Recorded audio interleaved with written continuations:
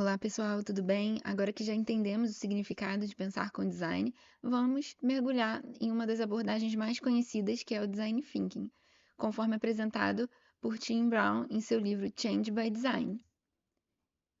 No livro Change by Design, assim como sua versão em português, Design Thinking, uma metodologia poderosa para decretar o fim das velhas ideias, o Tim Brown traz a mentalidade do design formulada numa metodologia, principalmente para que pessoas não designers possam aplicar no seu dia a dia esse pensamento voltado ao design, esse pensamento estruturado. E ele não criou o design thinking, nem a IDEO, que é a empresa onde ele atua, mas ele formatou e esse formato que ele criou do design thinking foi difundido pela popularização do seu livro. Então a gente até encontra outras versões do design thinking propostas por outras pessoas, mas essa é a mais conhecida. Ele já atuou como CEO da IDEO por muitos anos, mas atualmente ele é presidente do conselho e atua num papel mais estratégico de liderança, não tanto na gestão do dia a dia. Essa empresa, a IDEO, ficou conhecida por praticar e aplicar o design thinking na solução de problemas pequenos e grandes. É uma empresa global de design e inovação, fundada em 1991 nos Estados Unidos, e ficou conhecida por popularizar o design thinking como uma abordagem para resolver problemas complexos de forma criativa e centrada no ser humano. Então, o foco da empresa sempre foi ajudar organizações a desenvolver produtos, serviços, experiências e modelos de negócio inovadores, sempre colocando as necessidades e comportamentos das pessoas no centro do processo. E aí, como a gente falou, qual é o principal foco do design thinking? Criar produtos bonitos, resolver problemas considerando o usuário ou mudar processos e reduzir custos?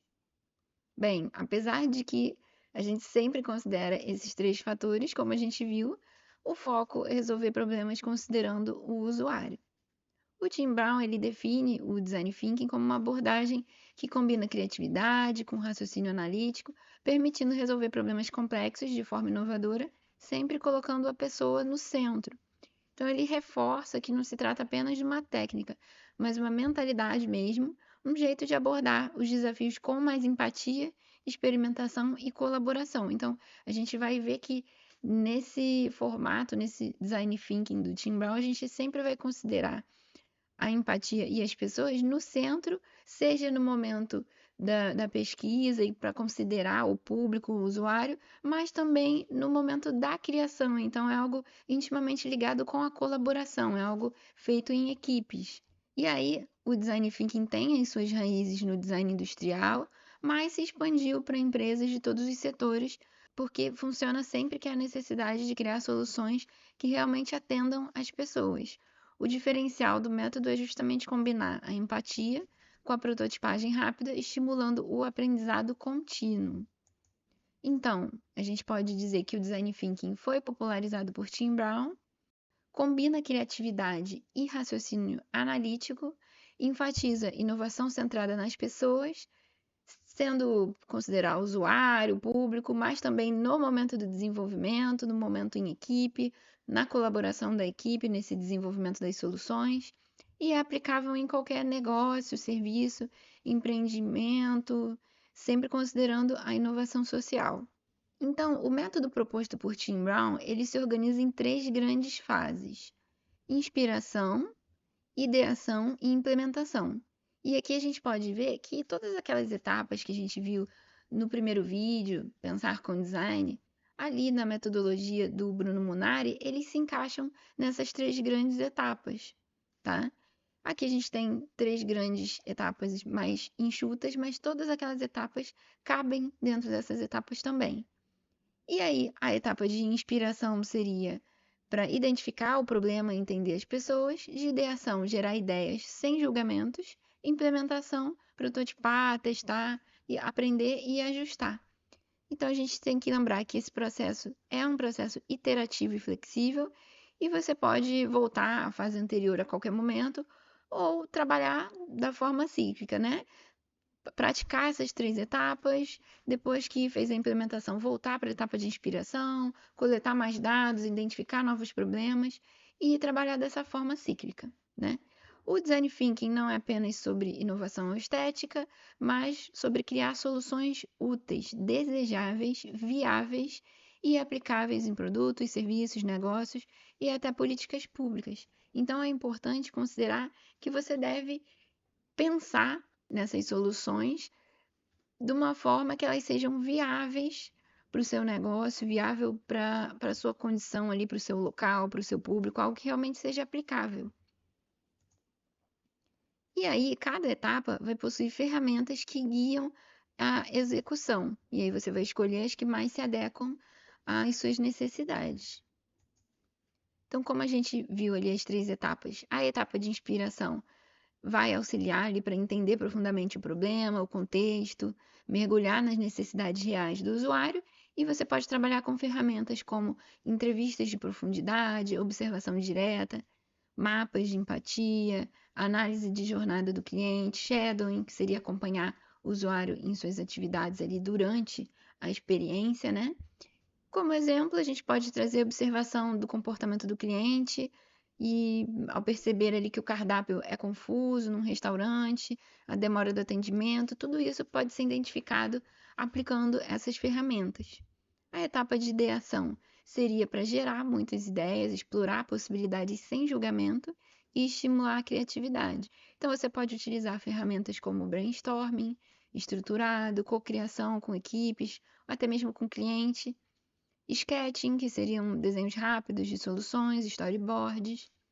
Como exemplo, criar ideias como um menu visual, pedidos por aplicativo, serviços de autoatendimento, promoções personalizadas. E é importante trazer aqui que esse sem julgamentos realmente é algo importante a ser aplicado. Aqui a gente vai trazer ideias e a gente não vai descartar nenhuma ideia. Isso a gente vai fazer mais à frente na etapa de implementação. Então, tudo que você puder trazer de ideia aqui é importante, tá? Não descartar nada e sempre documentar essas ideias, porque se você não for aplicar nesse momento, em outro ciclo, você pode aproveitar, revisar e aproveitar ideias. Isso é sempre importante.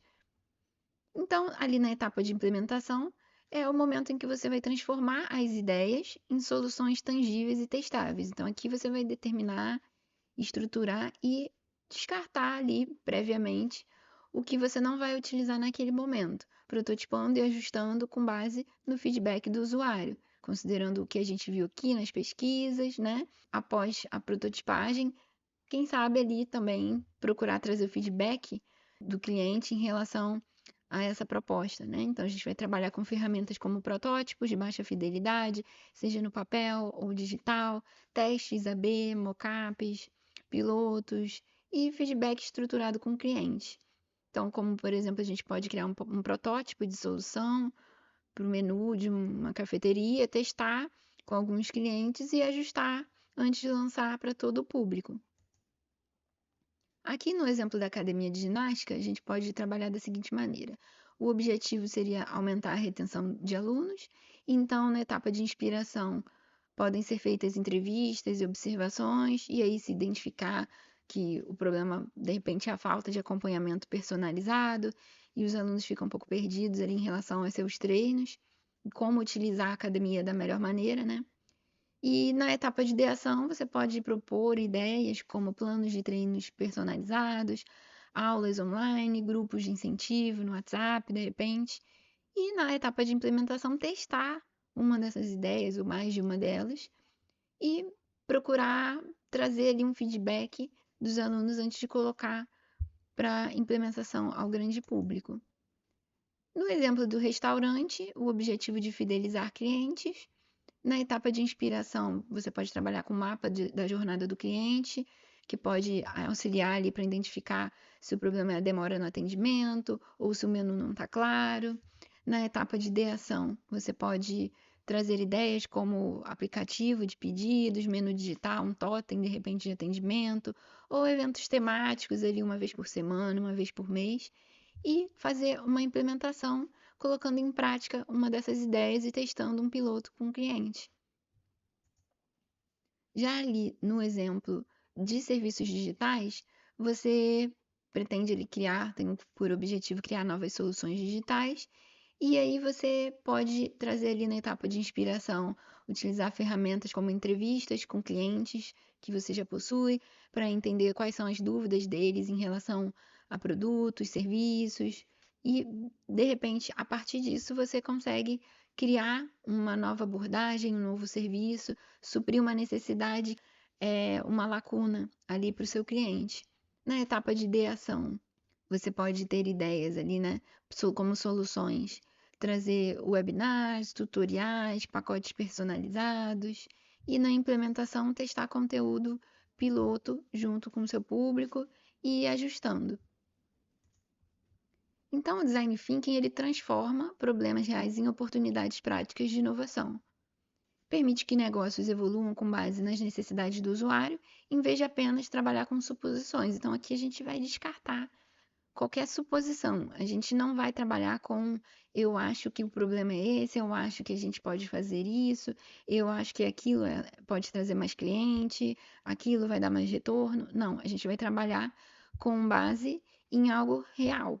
A gente vai procurar mapear, entender qual é a situação, seja o problema ou a oportunidade ou a ideia que a gente quer implementar e trabalhar de uma forma estruturada para trazer algo um pouco mais sólido e viável para a implementação. Então, por fim, a gente pode trazer que o design thinking combina a criatividade com o raciocínio analítico, é centrado no ser humano, então trabalha muito com a empatia em todas as suas etapas, desde a pesquisa, o entendimento sobre o usuário, até o momento do desenvolvimento em si. A gente trabalha em equipes, então a gente considera a equipe como um todo também, né, o fator humano da equipe. Trabalha com um ciclo iterativo, inspiração, ideação e implementação. Então, quando você termina de aplicar esses 3 momentos, você pode voltar para a etapa de inspiração e trabalhar novas ideias, trazer soluções para novos problemas e seguir dessa forma. A etapa de ideação, ela é ampla e sem julgamentos, então, como foi falado, a gente não vai descartar nenhuma ideia, então é sempre importante documentar tudo que está sendo feito nessas 3 etapas, para que em outros momentos, em outros ciclos, você possa resgatar ideias, aproveitar e trazer novas soluções a partir de algo que você já trabalhou e já pensou, já cogitou em outro momento. O design thinking melhora processos e experiências, então, não só para resolver problemas, mas você pode aplicar para melhorar o que você já tem e melhorar a experiência do usuário. E a prototipagem rápida e os testes ajudam a transformar ideias em soluções tangíveis e aprender com feedback real. Então, isso é muito importante. Isso faz a gente chegar mais perto da solução real e não trabalhar mais com suposições. Então, a gente pode dizer que o design thinking, quando aplicado de forma consciente, ele permite que a gente transforme desafios complexos, ideias, oportunidades em soluções inovadoras. E o aprendizado é que a gente pode levar essa abordagem para qualquer projeto ou empreendimento em que a gente estiver envolvido.